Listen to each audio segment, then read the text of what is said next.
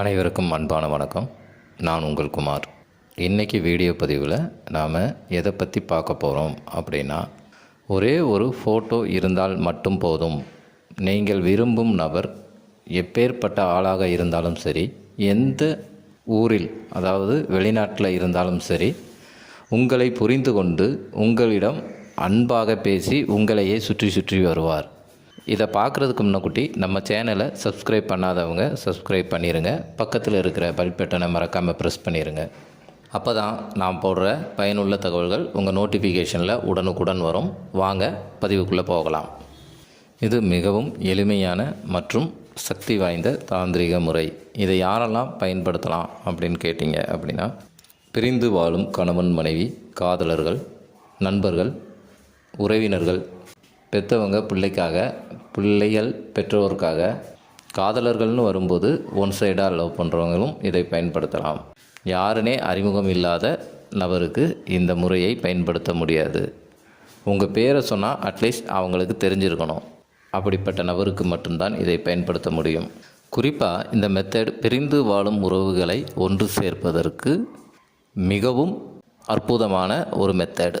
இந்த டெக்னிக்கை யாரை ஈர்க்கணும் அப்படின்னு நீங்கள் பயன்படுத்துகிறீங்களோ அவங்களுக்கு உங்கள் மேலே ஒரு விதமான அன்பு ஏற்படும். உங்கள் மேலே கோபம் இருந்தாலும் அந்த கோபம் விலகி உங்கள் மேலே ஒரு ஈர்ப்பு ஏற்படும்.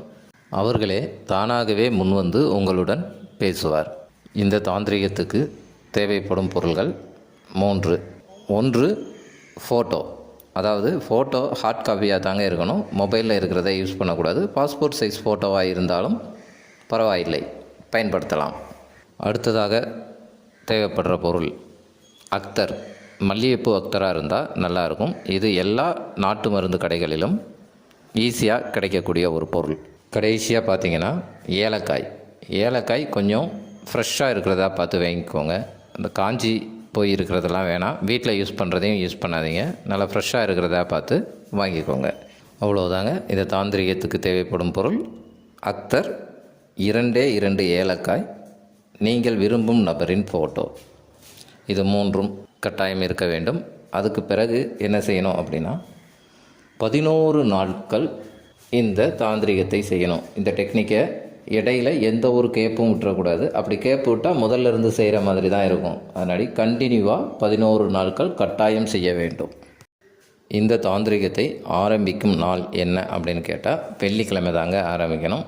ஆண் பெண் இருவருமே இந்த தாந்திரிகத்தை செய்யலாம். பெண்கள் தீட்டு நேரத்தில் செய்யக்கூடாது. அதனால் தீட்டு நேரம் தெரிந்து கொண்டு அதற்கு முன்னதாகவே ஒரு நாளை தேர்வு எடுத்து இதை செய்ய ஆரம்பிக்கலாம். செய்யக்கூடிய டைமிங் என்ன அப்படின்னு கேட்டிங்கன்னா, மாலை 6 மணி முதல் இரவு 11 மணி வரை இருக்கும் அந்த இடைப்பட்ட நேரத்தை நீங்கள் இதை பயன்படுத்திக்கலாம்.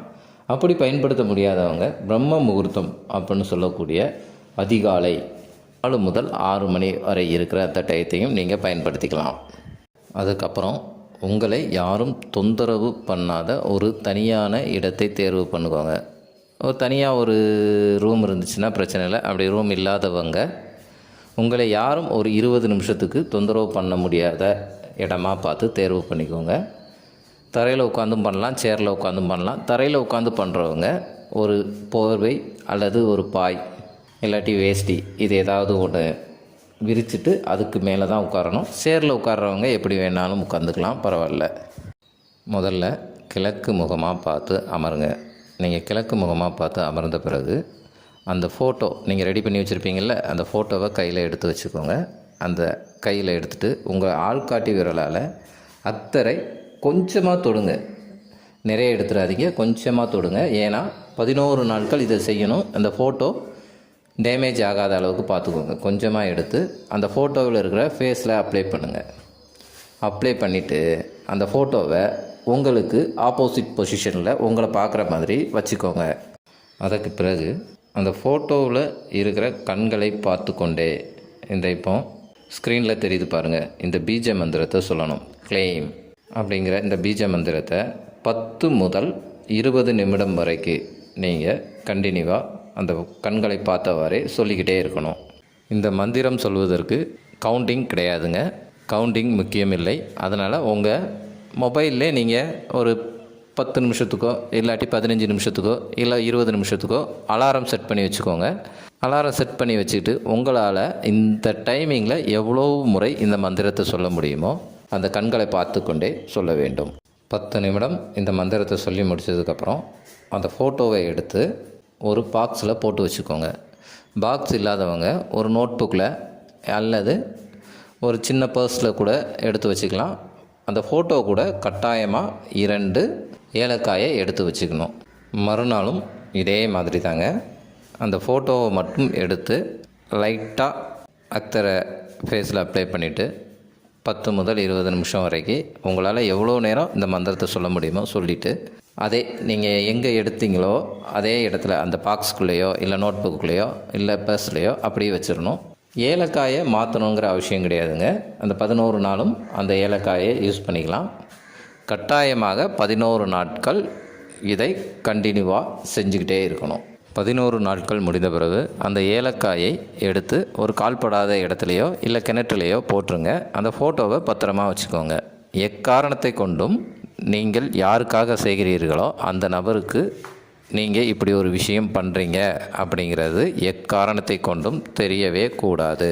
அவ்வளவுதாங்க இந்த பதிவு பிடிச்சிருந்தால் லைக் பண்ணுங்கள், ஷேர் பண்ணுங்கள். உங்களது அனுபவங்களை எங்களது கமெண்ட் பாக்ஸில் பதிவிடுங்க. மீண்டும் ஒரு நல்ல தகவல்களுடன் உங்களை சந்திக்கிறேன். நன்றி, வணக்கம்.